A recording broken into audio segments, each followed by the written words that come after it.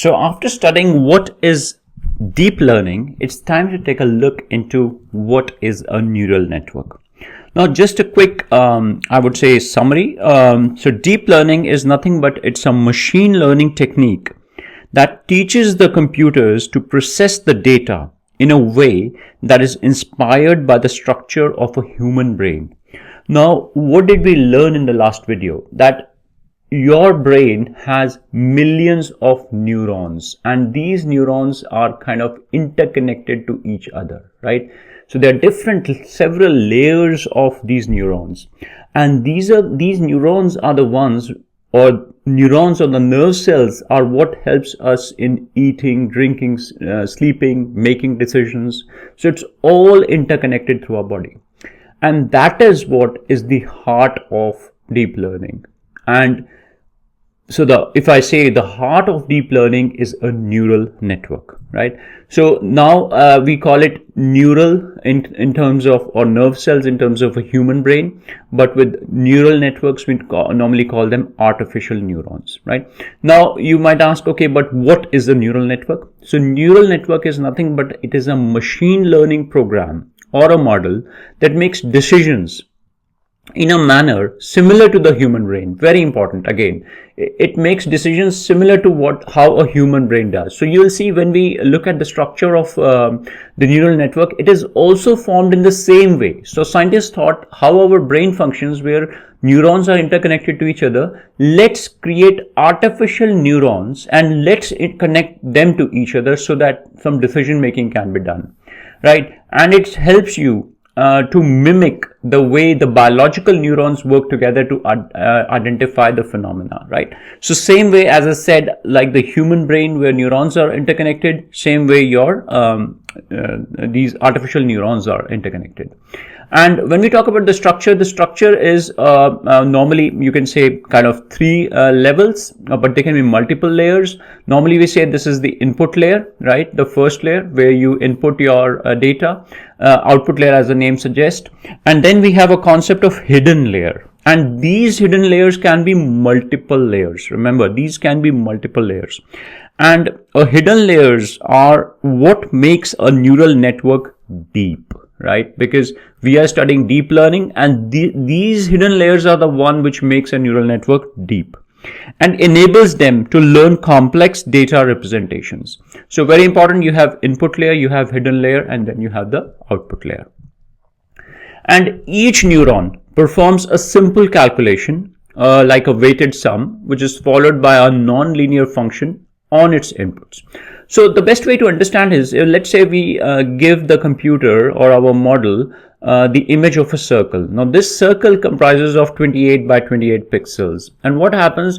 Each pixel is sent to each neuron. If you see, we are putting each pixel in each of these neurons, because 28 times 28 is 784, correct? And if you see, we are putting each pixel in each neuron, right? Now, these neurons are interconnected. As I said, one neuron is connected to the other neuron, and this interconnection is called a channel. Always remember, this is called a channel, right? And these neurons have a weighted sum. So the other thing is that if we again take an example, so if we are talking about x1 and x1 here, so you see x1 times 0.8, right? This is the weight, right? So x1 times 0.8, and it is connected with which? It is connected with x3. So x3 times its weight, which is 0.2, and we add it to a bias. This is called a bias, and you will learn further. And this actually helps you to give an activation function. Now, what is an activation function, you might ask? So an activation function decides whether a neuron should be activated or not. Now, let's say if this is activated, then obviously it moves to the next layer. This way we call that it is a forward propagation happening, right? So it is flowing from here to the next neuron, and once the same thing is done on the next neuron, then the forward, and then it goes on to the next one. Right. And we do have a concept of backward propagation. So let's say if the result that we are getting is not correct. So let's say it says that, okay, I identify this to be a square. it was actually a circle. So it means that there is some problem in our weights and calculations. So what happens as part of the backward propagation, what happens, it can readjust these weights. So this 0.8 could be 0.6, this could be 0.4. So this is the readjustment of weights that happens, right? For the moment, just don't go into too much of depth. Just remember, all we are doing is we are just giving this image. It has 28 by 28 pixels. Each pixel is given to each neuron, and these neurons are interconnected to each other. And based on the training process, we can come out that whether the results are right or not. If the results are not right, then as part of the backward propagation, you can always readjust the weights. So the learning process is pretty simple. So neural networks learn to perform tasks by considering examples. So we say it is learn by example. And this is what humans do as well. They learn by example, right?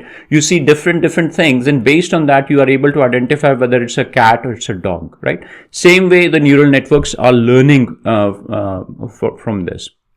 And as I said, the connection between the neurons have weights. So this 0.8 is a weight, right? That adjusts as the learning proceeds. So as I told you that if your answer is not correct, or if it is not accurate, so you can readjust. The neural network can readjust your weights, right? The network also uses biases. Now biases is something like B1, B2. These are the biases, and biases are nothing but there's an extra input you're giving to the node. So remember, there's another word for neuron. We call it a node. A neuron is also known as a node, right? In each layer to help them make better decisions. So remember, there's a concept of weights and biases, and these weights and biases will lead to an activation function, which decides whether this neuron gets activated or not. Right? So there are different types of neural networks. Don't worry about it. We'll do it we'll understand more examples in the next video. There are normally feed-forward neural networks, convolutional neural networks, also known as CNNs. Then we have recurrent neural networks called RNNs. And anyways, we'll take a look in the next video. So some examples. So image recognition, right? CNNs, or the convolutional neural networks, are used to identify the objects, faces, scenes, something like this, right? So you are able to identify. So in this image, you are able to identify, oh, this is a keyboard, this is a screen, right? This is a car, right? So this is a tree, this is a building. So this is all being done with the help of the image recognition or CNNs. Then we have a concept of speech recognitions.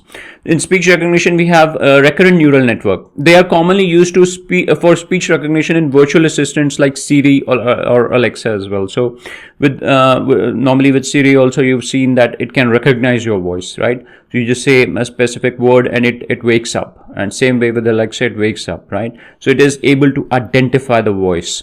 Then we have a concept of predictive text,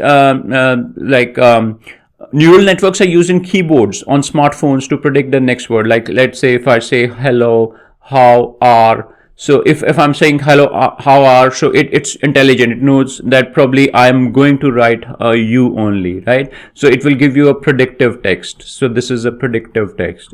It understands based on your behavior of writing what you are about to say. Yeah. Yes, we have some applications beyond these examples. We have applications like they're used for self-driving cars. Again, autonomous vehicles. Waymo is a perfect example. You can read about it. It's a self-driving app. Then it is used in medical diagnosis, stock market trading, very important, and many more applications. So if you see, examples are still the same. What we learned with machine learning, deep learning, even neural networks.